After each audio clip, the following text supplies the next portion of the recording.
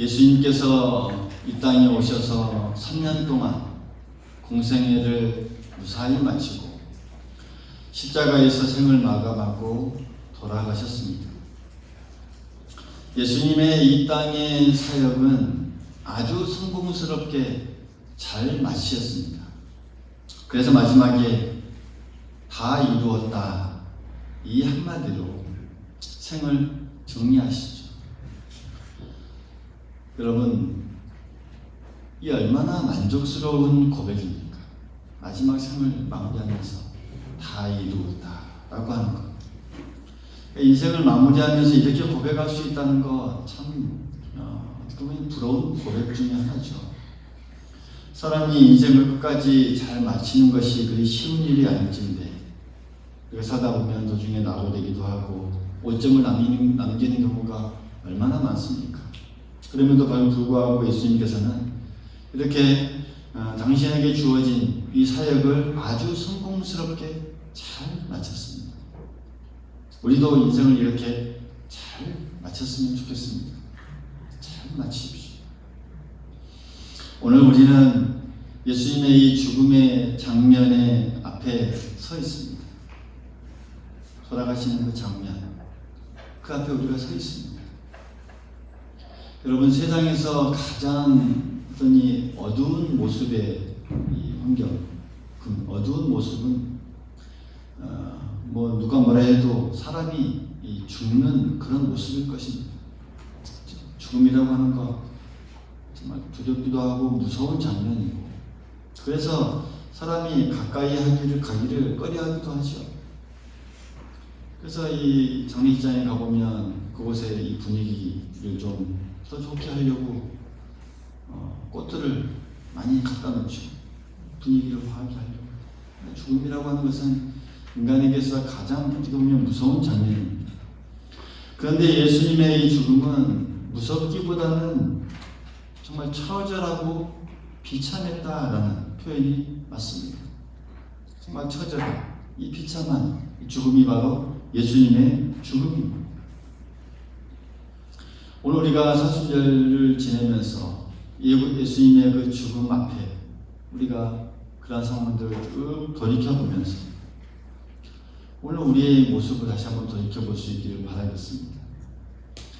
그렇게 예수님께서 이 십자가에 돌아가실 때 보면 그 곁에 몇 부류의 사람들이 그것을 지켜보고 있었습니다. 오늘 예수님이 십자가에 돌아가실 때 그 곁에 있었던 그 사람들을 우리가 한 번씩 생각해 보려고 합니다.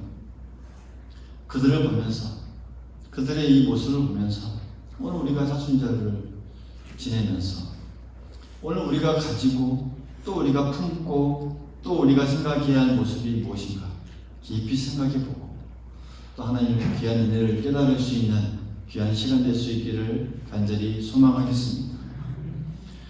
먼저는 로마의 군병들이 있었습니다. 이 로마의 군병들은 예수님을 죽이는데 악역을 담당했던 사람들이죠. 물론 군인이니까 명령을 받았겠죠. 군인은 명령을 받으면 싫든 좋든 따라야 합니다. 그것이 바로 군인의 또 임무죠. 아마 하고 싶어서 한 게 아니라 위에서 시키니까 뭔지도 모르고 예수를 십자가에 못 박아 죽이는 일에 관여했을 것입니다. 그런데 23절을 보면 아무리 위에서 시켰다 할지라도 명령이 내려와서 따랐다 할지라도 이 최소한의 이 양심도 없는 그런 이 군인들의 모습을 우리가 볼 수가 있죠. 인간의 본능만 있을 뿐 거리낌 없이 행동합니다. 정말 한 사람 죽어가는 그 사람 앞에서 예의도 없이 십자가에 매달려 죽어가는 그 예수님의 그 옷을 벗겨서 장난을 치고 있습니다.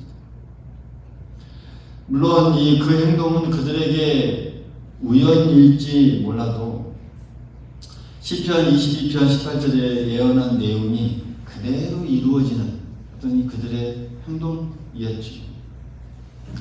그들이 예수님이 누군지 조금이라도 미리 알았더라면 그날 그들이 그렇게 행동하지는 못했을 것입니다. 얼마나 이 감격스러운 순간입니까? 어떻게 보면. 그렇죠? 역사적인 순간이죠. 정말 이 어쩌면 좋은 기회, 그 영광스러운 그 자리, 역사적인 그 처음에 그 자리에 같이 했으면서도 불구하고 그 귀한 값을 몰랐습니다. 군인들은 몰랐습니다. 왜요? 무지했기 때문에. 무지가 죄이죠. 어떻게 보면. 예수님의 이 십자가에서 돌아가 죽으실 때 그 역사적인 현장에 아주 이 무지한 로마의 군인들이 있었습니다. 그리고 또한 이 두 강도가 있었습니다. 이 강도들의 이름은 정확히 나와 있지는 않습니다. 그러나 이 성경 외의 이 문서 중에 외경이라고 있습니다. 성경, 정경이 아니라 외경. 거기에 보면 이 도마복음이라는 그런 이 외의 문서에 보면 이 강도의 이름이 나옵니다. 왼편에는 게스타이라는 사람과 테스마이라는 오른편의 사람 이름이 나오긴 합니다. 이 예수님과 함께 못 박히는 그들에게는 얼마나 큰 영광이었겠습니까? 그렇죠? 그렇지만 예수님을 이 흉악한 두 강도 틈에 끼워 놓은 것은 곰곰이 생각해 보면 다분히 의도적입니다. 그러니까 가능하면 예수님을 더 욕되게 하기 위해서 사람들이 이 아주 흉악한 강도 사이에 예수님을 끼워 넣습니다. 그러니까 끝까지 예수님을 어떻게 하면 욕되게 하려고 더 모욕스러운 방법을 총동원했던 것이죠. 그러니까 예수님의 이 죽음은 이렇게 처절하고 참 비참했습니다. 거기에 이 두 강도가 이용됐던 것이죠. 같이 있었던 것이죠. 또 예수님의 그 십자가 곁에는 백부장도 있었습니다. 이 백부장은 이 로마 군의 현장 지휘관입니다. 말 그대로 백부장, 이 100명의 이 병사들을 건너는 이 지휘관이죠. 그날 군인들을 동원하여서 십자가에 못 박는 일을 이렇게 수행했습니다. 못 박힌 예수님은 6시간 동안 아무 말 없이 그 고통을 다 겪어냅니다. 견디고 또 다 이겨냅니다. 한마디 변명도 항의도 없이 묵묵히 다 견뎌냅니다. 그러다가 마침내 조용히 숨을 거두십니다. 이 모습을 이 백부장은 아주 말없이 조용히 또 예리하게 다 지켜봅니다. 그날 있었던 어떤 상황들, 현상들을 다 지켜봅니다. 그러다가 마침내 숨을 거두시는 그 예수님을 보고 이렇게 고백하죠. 마태복음 27장 54절에 보면 그곳에 나와 있습니다. 백부장과 함께 예수를 지키던 자들이 그 상황을 보면서 이렇게 말합니다. 이는 진실로 하나님의 아들이옵니다. 이는 진실로 하나님의 아들이었도다.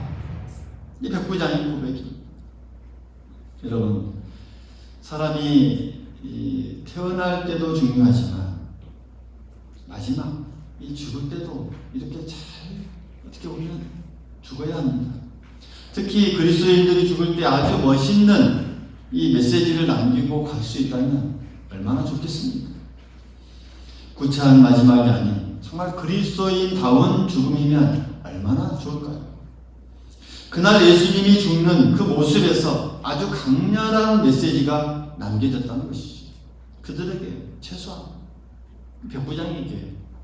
그래서 그 모습을 지켜보던 사람들이 이구동성으로 말하기를 과연 그는 하나님의 아들이었도다, 이렇게 고백할 수 있는 것입니다. 또 십자가 곁에는 여인들이 있었습니다. 25절에 보면 제자들이 다 도망한 중에서도 십자가 곁에 여러 여인이 지키고 있는 그런 모습을 우리가 볼 수가 있습니다. 어머니 마리아, 또 이모 마리아, 또 글로바의 아내 마리아, 막달라 마리아. 이 여인들, 특히 이 막달라 마리아는 귀신 들렸다가 예수님께 고침을 받은 여인이죠. 그래서 평생 예수님을 위해 헌신의 이 삶을 살았습니다. 그리고 오늘도 이 삼엄한 분위기 속에서 끝까지 예수님의 이 곁을 지키고 있는 것입니다. 이 여인들은 참으로 헌신적인 사람들이었고, 어쩌면 이 웬만한 제자들보다 훨씬 나은 여인들이었습니다. 그들은 예수님께서 살아생전에서도 지극한 마음으로 예수님을 섬겼고, 또 십자가를 지고 골고다를 그 언덕길을 그 십자가를 지고 올라갈 때 그 옆에 뒤에서 눈물을 흘리면서 내내 뒤를 따랐고요. 그리고 십자가에 못 박힐 때는 온종일 그곳에 같이 있었습니다. 또 예수님께서 무덤에 있을 때 안식 후 첫 동이 트자마자 제일 먼저 찾아갔던 사람들이 바로 이 여인들이었습니다. 여러분, 세상에 이런 제자가 또 어디에 있습니까? 그래서 이 예수님께서 부활하시자마자 제일 먼저 이 여인들을 만나주셨던 그 장면을 또 기억할 수가 있죠. 예나 지금이나 이 신앙의 세계에는 이 여인들의 역할이 아주 큽니다. 또 컸던 것 같습니다. 사도 바울의 서신들에도 보면 전도에 앞장섰던 여인들이 참 많이 나옵니다. 갱그레아 교회의 일꾼인 베베, 또 브리스가, 또 이 바울이 나의 어머니라고 부른 루포의 어머니, 또 자주장사 루디아, 얼마나 많은 그 여인의 일꾼들이 나옵니다. 그러니까 이들은 어떻게 보면 예수님의 12 제자들 중에서 뭐 디두모나 도마나 바돌로미오나 뭐 다데오, 유다 같은 그런 이 제자들보다 훨씬 나은, 어떻게 보면 제자들입니다. 오늘날도 이 교회마다 이 예전교회가 참 얼마나 일을 많이 합니다. 과거에도 많이 했고 또 지금도 하고 있습니다. 우리나라의 초대 교회의 역사를 보면 이 전국 예전교회가 생성이 돼서 조직이 되어서 참 많은 일을 합니다. 구제사역과 또 어려운 사람들을 돕는 사역, 또 교회를 세워나가는 사역, 또 각 교회들도 봐도 전도도 많이 하고 구진일도 참 많이 하는 그런 기관이죠. 과거에도 그렇고 또 앞으로도 계속 이런 일을 해나갈 줄 믿습니다. 예수님이 돌아가시는 그 십자가 주변에 이런 이 여제자들이 끝까지 그것을 지키고 있었습니다. 그리고 제자 중 유일하게 사도 요한이 있었습니다. 오늘 26절의 말씀을 보면 이 제자 중 끝까지 남아있는 그 제자라고 말하는 사람이 바로 이 사도 요한입니다. 그러니까 예수님의 죽으심을 지켜본 제자는 사도 요한 이 한 사람뿐입니다. 고난의 길을 끝까지 모든 과정을 다 지켜본 유일한 제자가 바로 사도 요한이죠. 아주 의리 있고 또 용기 있는 제자죠. 수제자라고 자처했던 이 베드로는 어떻습니까? 다 도망갑니다. 뭐 나머지 제자들도 그림자도 지금 보이지도 않습니다. 그런데 이 사도 요한은 끝까지 같이 함께합니다. 또한 예수님께서 운명 직전에 사도 요한에게 또 모친 마리아를 위탁하는 장면을 오늘 우리가 본문에서 볼 수가 있죠. 26절의 말씀 보면 예수님께서 자기의 어머니와 사랑하는 제자가 곁에 서 있는 것을 보시고 자기 어머니께 말씀하시되 여자를 보소서 아들이이다 하고 또 그 제자에게 이르되 보라 내 어머니라 라고 하면서 그때부터 그 제자가 자기 집에 모시니라. 그러니까 어머니를 그 제자에게 맡기 아들이라 라고 말하면서 또 어머니에게 또 그 제자를 보면서 내 어머니다 라고 부탁하면서 그 제자가 이제 평생 동안 이제 그 어머니 마리아를 이렇게 모셨던 것을 오늘 이 말씀에 기록하고 있죠. 그러니까 끝까지 이렇게 지켰던 것. 다른 제자들은 다 흩어지고 다 사라졌지만 끝까지 제자 중에 유일하게 남아서 예수님과 함께했던 그 제자가 사도 요한입니다. 그러니까 물론 사람마다 다 누구나 다 자기 입장이라는 것이 있을 수 있죠. 뭐 누구를 탓할 수 있겠습니까? 베드로가 없다고 해서 베드로를 탓할 수가 없죠.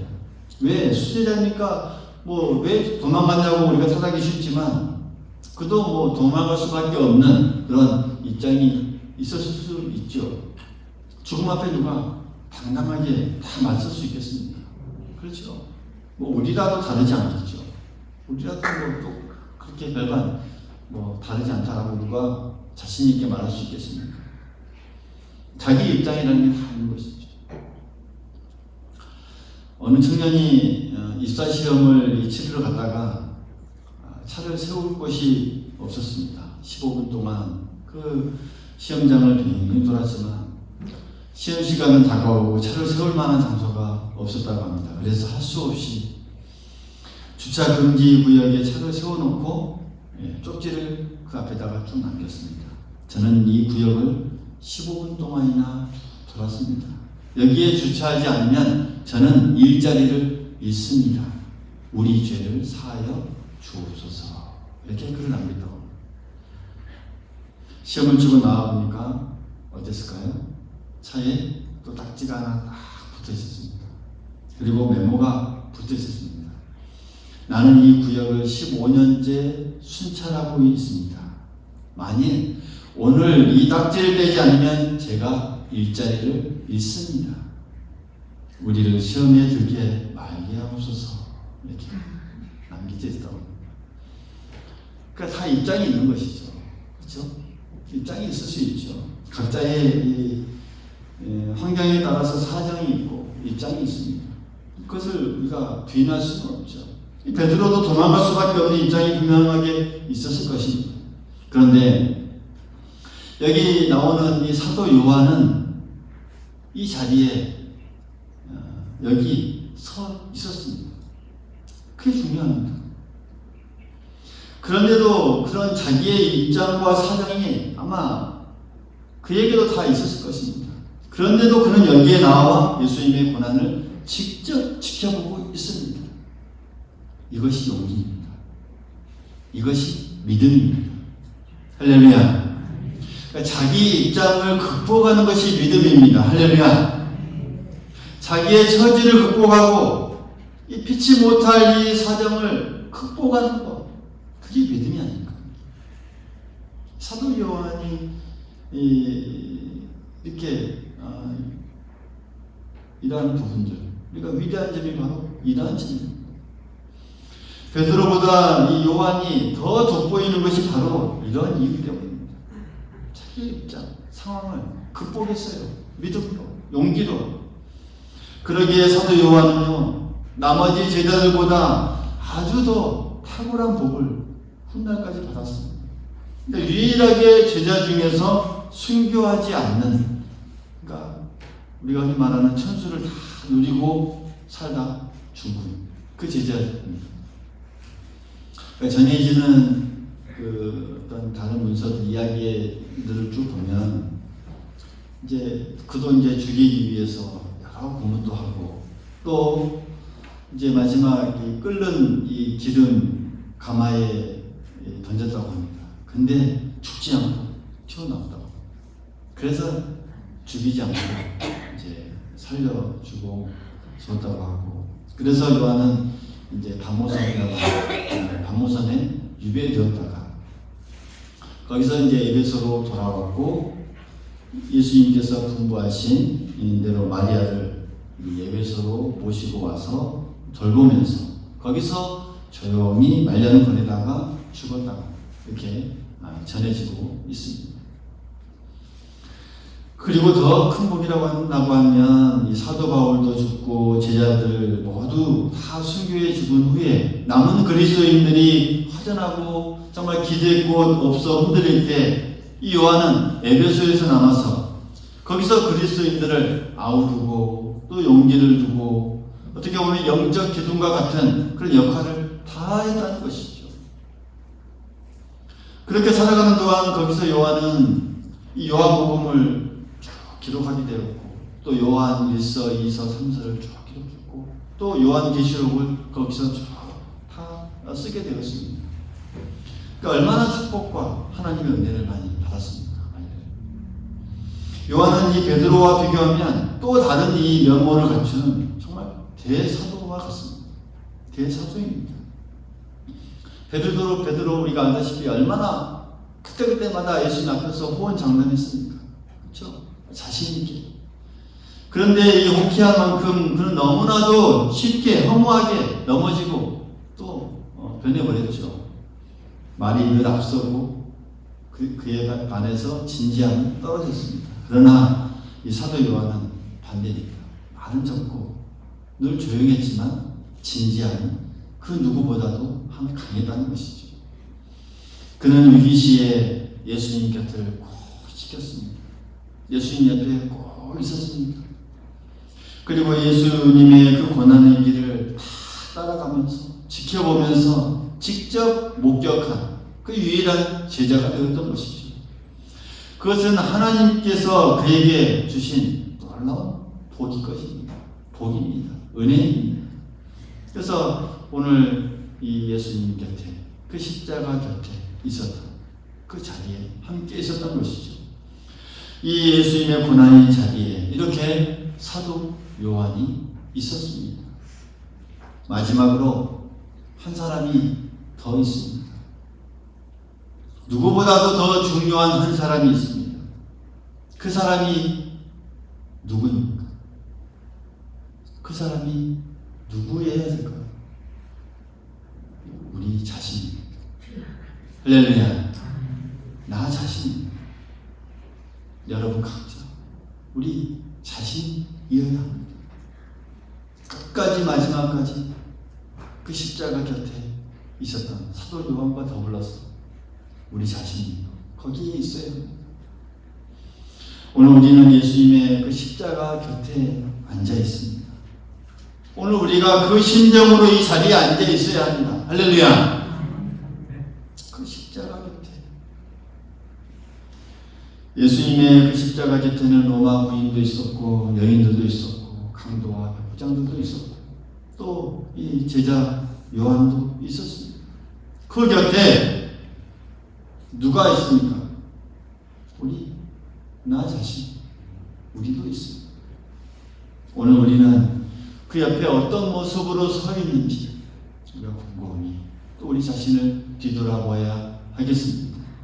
예수님의 그 고난을 깊이 생각하고 고난의 뜻을 다시 한번 되새겨보고 그 고난의 예수를 전하고 간증하고 또 표현하는 그 삶을 살아가는 그 모습으로 우리가 서 있어야 하지 않겠습니까? 그렇게 우리가 서 있을 수 있기를 간절히 소망하겠습니다.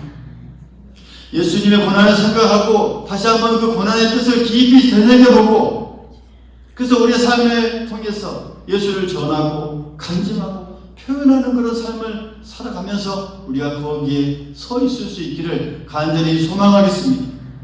그게 우리의 삶이고 우리의 의무입니다. 사순절 5번째 주일에 주시는 하나님의 말씀입니다.